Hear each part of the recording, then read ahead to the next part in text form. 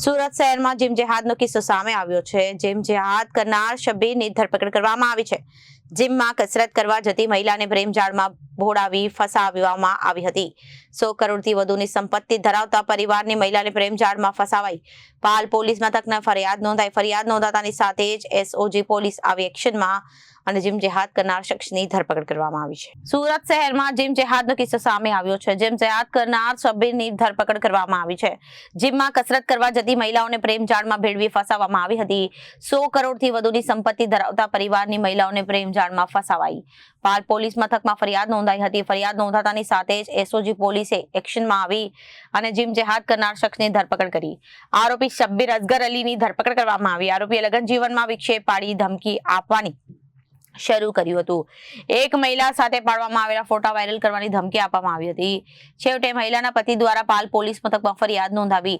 સુરત પોલીસની અપીલ છે કે જીમ જેહાદ કરનારા લોકો સાથે સાવચેત રહેવા માટે અપીલ કરવામાં આવી છે। અગાઉ એસઓજી પોલીસ દ્વારા તમામ જીમ ટ્રેનરોને ભેગા કરી ચેતવણી આપવામાં આવી હતી। એસઓજીની ચેતવણી બાદ ફરિયાદી સામે આવ્યા। પોતાના પરિવારમાં ઘટેલી ઘટના એસઓજીમાં વડવામાં આવી। ત્યારબાદ ફરિયાદીએ ફરિયાદ આપી। ચેતવણી આપવા છતાં પણ જીમ જેહાદનો કિસ્સો સામે આવ્યો છે। 9/3/2026 ના રોજ એસઓજીએ એક જીમ ટ્રેનરો અને સંચાલકોની મીટિંગ લીધેલી અને એ લોકોને વોર્ન કરેલા કે ભાઈ તમે જ્યારે પણ જીમ ટ્રેનર તરીકે કામ કરતા હોય અથવા જીમમાં જતા હોય તો ત્યાં તમારો શિક્ષકનો રોલ હોય છે। કોઈ પણ પરિણીત કે અપરિણીત મહિલાની જ્યારે તમે નજીક રહેતા હોય ત્યારે તમારે એમની સાથે કોઈ પણ સંબંધો બનાવવાની કોશિશ કરવાની નથી। તો આ જે વિડીયો સોશિયલ મીડિયામાં વાયરલ થયેલા અને એને જોઈને એક પરિણીત જે વ્યક્તિ છે એ પોતે જ આવી પરિસ્થિતિમાંથી પસાર થઈ રહ્યો 7 વર્ષથી તેઓ હેરાન થતા હોય તેઓ અમારો સંપર્ક કરતા એમની જે સ્ટોરી અમે જાણી અને એ બાબતની ગઈકાલે પાલ પોલીસ સ્ટેશનમાં એક ફરિયાદ નોંધાઈ છે। ફરિયાદની વિગત એવી છે કે આજથી 7 વર્ષ પહેલાં આ વ્યક્તિ છે એમના જે પત્ની છે એ સિટી લાઇટ એરિયામાં પૂજા L1 કરીને જે જીમ હતું ત્યાં જતા હતા અને એ દરમિયાનમાં આ જે વ્યક્તિ છે શબ્બીર અસગર ટ્રંકવાલા એની સાથે સંપર્ક થયો।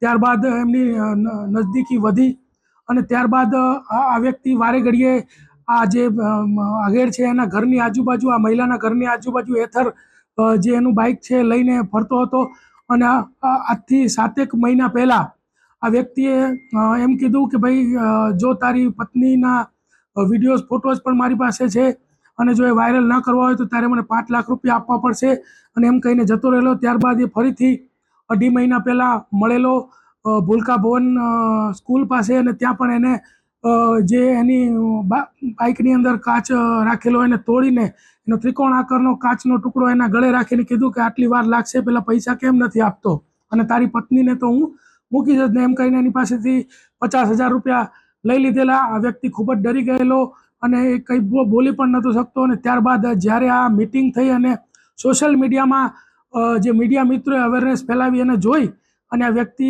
અમારા સંપર્કમાં આવ્યો અને 308(5)ની 10 વર્ષની સજાનો ગુનો જે છે આ શબ્બીર અસગર ટ્રંકવાલા વિરુદ્ધમાં દાખલ કરવામાં આવ્યો છે। અન્ય જીમ સંચાલકો અને ટ્રેનરો સાથે શું હશે? અન્ય જીમ સંચાલકો અને ટ્રેનરોને અગાઉ પણ અમે વોર્નિંગ આપેલી હતી અને હજી પણ અમે વોર્નિંગ આપીએ છીએ કે તમે શિક્ષક તરીકેનો તમારો રોલ છે એ જ નિભાવો। તમે તમારા કોડ ઓફ કન્ડક્ટમાં જ એવું છે કે તમારે કોઈ પણ વ્યક્તિ જે જીમ કરવા આવે છે એની સાથે કોઈ પણ પર્સનલ રિલેશન કે પર્સનલ મેસેજીસ આપણે કરવાના સંબંધો રાખવાના નથી। જેને પાલન કરવું એ તમારા માટે પણ હિતકારક છે અને સમાજ માટે પણ હિતકારક છે। વિડીયો વાયરલ કરવાની એવો કઈ રીતે? જ્યારે આ વ્યક્તિએ પોતાની એને કીધું કે મારી પત્ની અમારા ઘર કંકાસ થતો હોય મારી પત્ની છે એની સાથે સંબંધ તું તોડી નાખ ત્યારે એને કીધું કે મારી પાસે તો અમે બહાર ફરવા ગયા હતા એના ઘણા ફોટા વિડીયોઝ છે અને જો તું 5 લાખ રૂપિયા નહીં આપે તો એ વાયરલ કરીશ એ રીતે ધમકી આપેલી। કોઈ મહિલા ટ્રેપમાં ફસાઈ હોય તો કઈ રીતે પોલીસનો સંપર્ક? Bureau report Janadesh news.